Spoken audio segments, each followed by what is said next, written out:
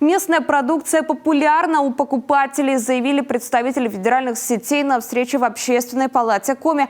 5-я часть производимого в Коми реализуется в регионе через российских сетевиков. Есть запрос и на расширение ассортимента, но попасть на полки крупного ритейла не так просто, особенно малым предприятиям. Для них правила такие же, как и для крупных производителей. Помочь малому бизнесу выйти в большое плавание. Сегодня это еще один способ поддержки предпринимательства. Подробнее Ольга Конеева. Срок годности, состав, производитель. Покупая продукт, потребитель хочет знать, что берет. Важна и цена товара, и близость магазина к дому. Все эти пункты соблюдают федеральные торговые сети. С ними Минсельхоз Коми сотрудничает с 2012 года. Объем нашей продукции на полках увеличивается, говорят эксперты. Через торговые сети продается сегодня 20% произведенного в Коми. В основном это мясо, молочка, хлеб. Себестоимость северного продукта выше, но своим производителям жители Коми доверяют. Однако этого мало для входа в сеть. Цена, качество и объем. Вот три кита, на которые мы смотрим для того, чтобы товар появился на полке. Мы отдаем предпочтение местным товаропроизводителям, товарам с короткими сроками годности, и еще и потому, что местные покупатели знают эти товары. Поэтому местное молоко, местное масло, творог, хлеб, определенные марки там хлеба, ну еще какие-то там птицы и так далее. Мы знаем, что люди знают и будут покупать, даже если оно чуть дороже. На встрече представители федеральных сетей отмечают, переговоры с нашими поставщиками идут постоянно. По сравнению с другими регионами, продукция Коми представлена достаточно в сетевых магазинах. К примеру, одна крупная сеть уже сотрудничает с 30 нашими производителями. В магазинах разных районов представленный товар может отличаться – местных фермеров или пекарен. В новых реалиях тем, кто уже работает, максимально идут навстречу.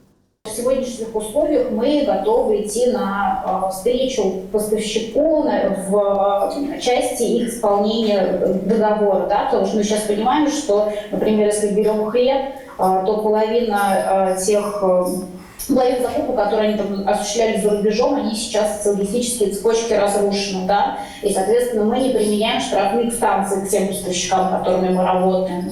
Мы уменьшаем те штрафы, которые уже предусмотрены. Мини-предприятиям порой нет смысла выходить в торговые сети. Достаточно своих рынков сбыта. Это могут быть фирменные магазины, интернет-торговля, индивидуальная доставка.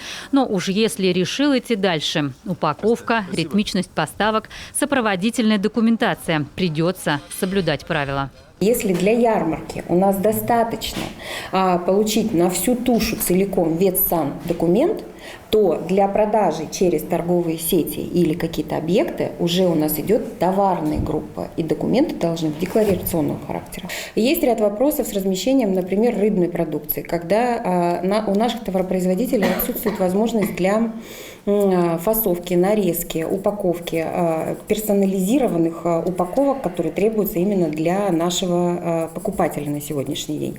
Проговорили, понимаем, что нужно делать с точки зрения настройки таких производственных процессов. Соответственно, пошли совместно с Минсельхозом в решение этих вопросов. Информационно и даже финансово в развитии малых предприятий помогает профильное ведомство, агростартап или поддержка семейной фермы. Варианты есть. Есть и запрос потребителей и торговли.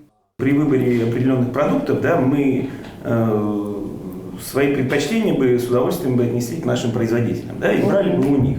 Но в этом случае мы не имеем под собой форму закона, для того, чтобы брать это, перерабатывать, понимаете, потому что у них нет сопроводительных документов и все прочее.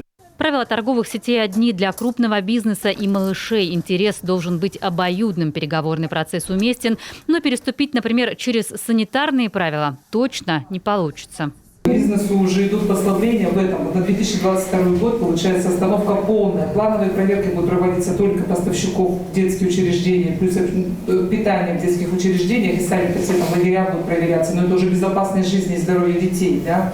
И внеплановые проверки, даже по обращениям граждан, они будут проводиться только если есть непосредственная угроза жизни и здоровья. И то они все согласовываются с прокуратурой. А вот наш северный картофель на полках сетевиков пока не представлен. В последние годы в Коми не выращивали второй хлеб в промышленных масштабах. Такие планы и есть. И участники встречи согласились. Сейчас самое время развиваться, занимать своей продукцией новое торговое пространство. Ольга Коняева, Олег Жуковский, телеканал Юрган.